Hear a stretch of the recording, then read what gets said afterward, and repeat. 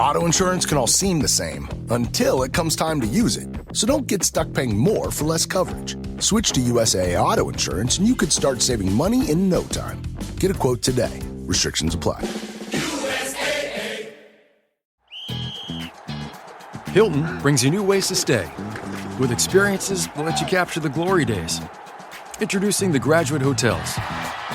Each inspired by local college towns, these stays are always original and never boring. Get in touch with traditions all across the country and enjoy a stay that's a class above the rest. Book at Graduate Hotels with Hilton Honors Points at Hilton.com. It's a win-win. Hilton, for the stay. Good morning, guys, and welcome to the podcast.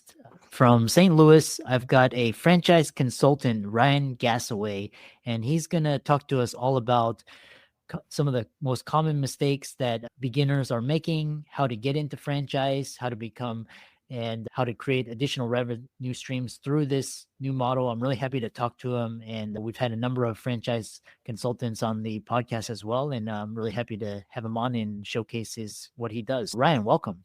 Yeah, Chris, thank you. Appreciate you having me. Excited to be here. Yeah. Briefly chronicle your journey and how you got into what you're doing and how you can help clients. Yeah, sure. Just a quick intro. As you mentioned, I'm a franchise consultant, which means that I generally help people explore business ownership through franchising. So I work with people who are interested in becoming franchise owners, aren't really sure where to start. With the thousands of franchise options that are out there, it can be really overwhelming to figure out what's legitimate, what fits your goals, and what it would really look like to run one of these businesses. My goal is to help simplify that process for people and act like they're their guide or their coach. My business is called the Franchise Blueprint, and the idea behind it is simple. We help people build their future freedom. And for some people, that means perhaps leaving a corporate job that is maybe burning them out. And for others, maybe it's creating time flexibility, building generational wealth, or just having more control over their life. And a little bit about how I got into this space. Close to about 10 years ago, my wife and I started to have that entrepreneurial itch. And we were both pretty established in careers with decent income. And we eventually began asking ourselves, how can we achieve more personal freedom and financial freedom for ourselves and for our family? Like many people, I dabbled in a few different business models, spending some years sifting through what I liked, didn't like, things I thought I would like, but ended up hating, before ultimately navigating a bit of a mindset shift that took me more into investor territory. Through some experimentation and reflection, we found that what we really wanted at the end of the day was a business that we could enjoy running, that we could do it on a semi-passive basis and build long-term wealth and personal freedoms. In other words, we wanted an asset. I was drawn to franchising because I learned that it could offer those things to me. I wanted to be a business owner, but I didn't want to start from scratch. And I didn't want to work 80 hours a week trying to make it successful. I wanted the structure and the support of a proven system, but also with the autonomy of business ownership. I was at a place in my career and personal life where I was craving a lot more of that flexibility and wanted to build something that aligned with my own values and my own desired lifestyle. I left a pretty good corporate job that I had for almost 12 years and ended up investing in an emerging quick service restaurant concept. And that was a move that, of course, didn't come without risk and a little bit of uncertainty, but it completely changed the trajectory of my own life, not just financially, also in terms of the time that I have with my family and the sense of fulfillment that I could get from running a business that helps me achieve my own vision and create my own ladder versus continuing to try to climb that corporate ladder. And really, most importantly, it's given me the confidence to put myself out there as a resource to help other people do the same thing, which is what led me to start my consulting firm. And that's really the most fulfilling thing that I do now. I get the privilege and the honor of helping someone else identify opportunities to achieve their own entrepreneurial dreams. Look, at the end of the day, I have a family, young kids, and there's nothing more important to me than being able to invest as much time and energy into them as I possibly can. That's where I came from and how I got to where I am. And franchising has really been the catalyst to all of that in my life. Yeah, interesting. Great introduction. And for the audience investors out there listening, what's I'm trying to describe your client avatar, and what is the number one pain point or frustration or aspiration or desire that your client avatar comes to you for? Yeah, let me start by saying that there really isn't any specific background or industry that people have to come from in order to be successful in franchising. But many corporate leaders or industry professionals find that those types of careers have prepared them well for success in franchising. Those types of people are used to executing on solid plans, following processes, working in teams, that sort of thing. Really good owners tend to be strong leaders, but also very coachable. And in many cases, they're coming in with no prior experience in the industry. They just need to be ready to learn and have that beginner's mindset. And the biggest point that I want to make there is that you really do not need to be an expert in any given industry. In fact, many people come in with no backgrounds in the industry that they invest in, and franchisers tend to see that as a good thing. But you do need to be proactive and committed to growing your business. Now, on the other hand, there are people that want to constantly tweak the system or hoping for overnight success might find that type of thing frustrating. So even though you're given that formula for success, it's still hard work and you have to execute. To answer your question, people that come to me, that maybe they're suffering from corporate burnout, or again, they're looking for more time freedom and financial freedom in their lives. You really need to come in with that mindset of I'm starting something new. I need to have a beginner's mindset. And that sort of sets the foundation for their success. Yeah, interesting. And I want to differentiate you from other guests because we talk about all the pros and high margins and high growth. And so I want to talk like more of just the way the audience would respond. So franchisee is not you have high upfront startup costs and then you have to learn the business. Typically, it's not a passive venture initially. You have to be in the franchise working. So the question is there a better alternative? Because it's all huge upfront costs and you got to spend your time and energy. And if you're looking for a passive or semi-passive asset, is franchising the best thing? I think it's for people that want to be in business, right? If you want an investment that's completely passive, something you never have to touch, that's what the stock market for is in my mind, or some other type of investment. If you want to get into franchising, you need to be prepared to have some hand on the business. Even in semi-passive models, executive models, they're businesses that you can run on a part-time basis once you get them up and running, but you've got to get to that point. Typically, if somebody comes to me and says that, hey, I want to invest in a business. I just want to be an investor, silent in the background. I never want to touch the business. We might have some challenges to overcome before I ever recommend that person getting into a franchise business. Yeah.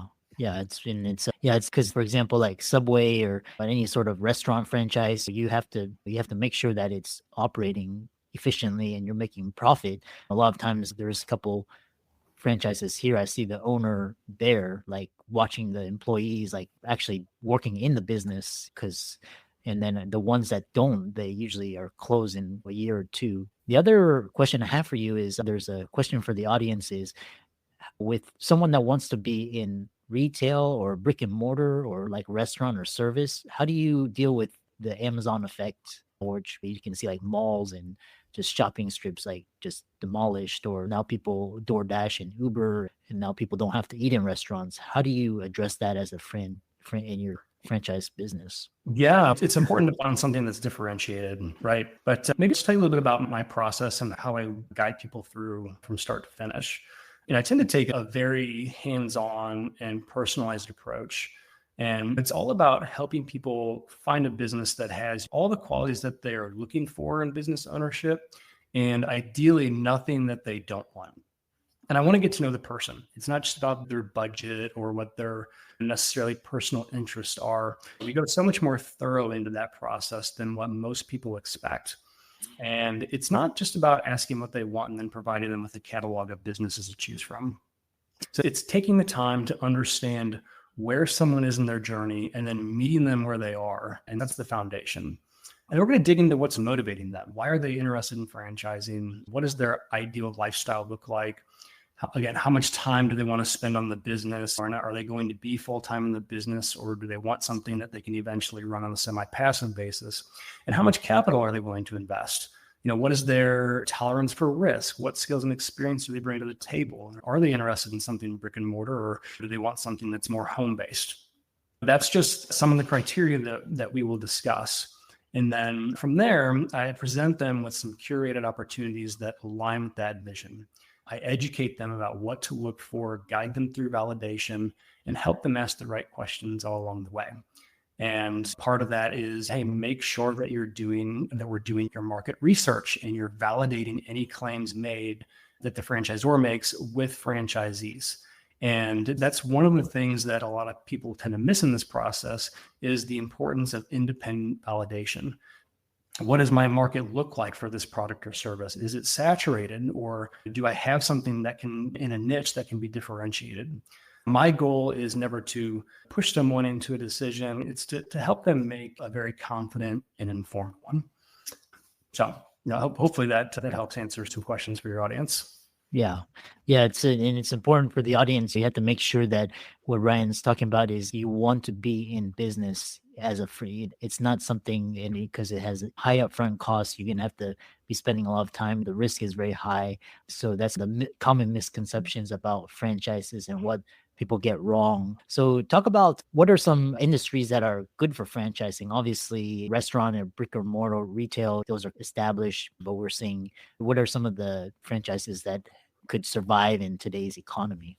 Yeah, no, I love this question because so many people, to your point, think franchising is mostly just restaurants and that sort of thing. But honestly, it's just the tip of the iceberg. Some of the most successful franchises today are in industries people might not even think of. In-home senior care, STEM education for kids, mobile fitness, automotive repair, commercial cleaning services.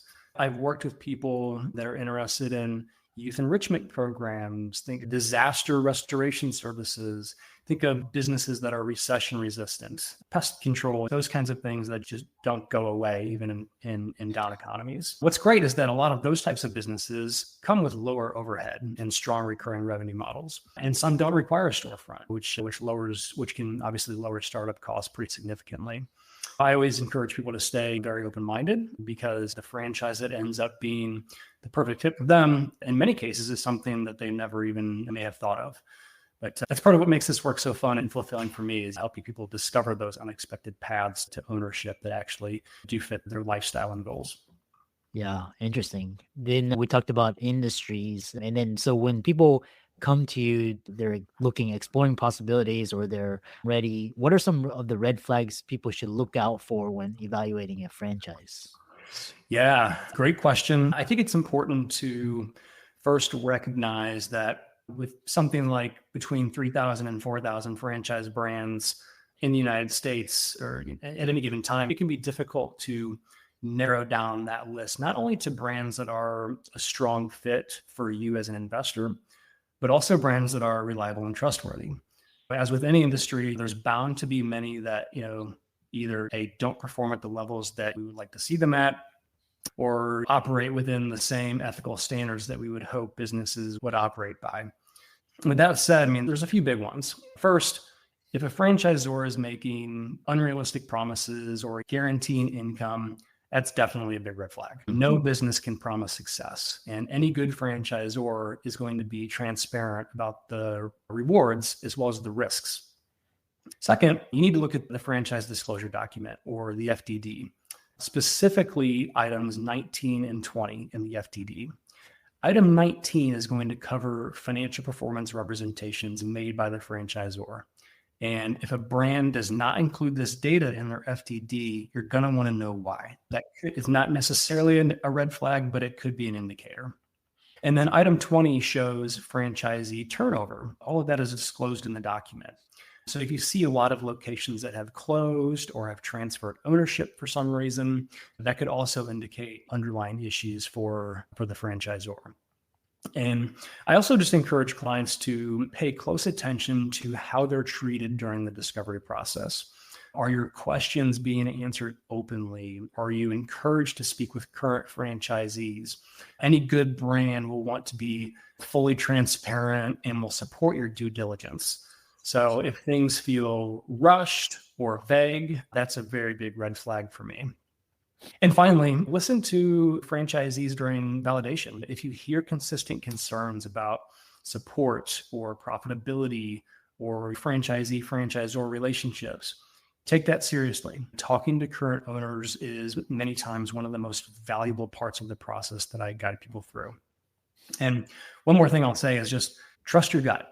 If the communication feels off or rushed with the franchisor, or if promises feel too good to be true, there's a good chance that they are. And again, a reputable franchise will be honest, thorough, and frankly, eager to help you make the right decision, even if that means you don't necessarily end up with them. Yeah. And yeah, I love that. I always steer due diligence. We have a few minutes remaining. And what advice would you give to someone who's franchise curious, but not ready to commit? Yeah, franchise curious. I love that term. But if you're curious, that's a great place to start. You don't have to be ready to commit.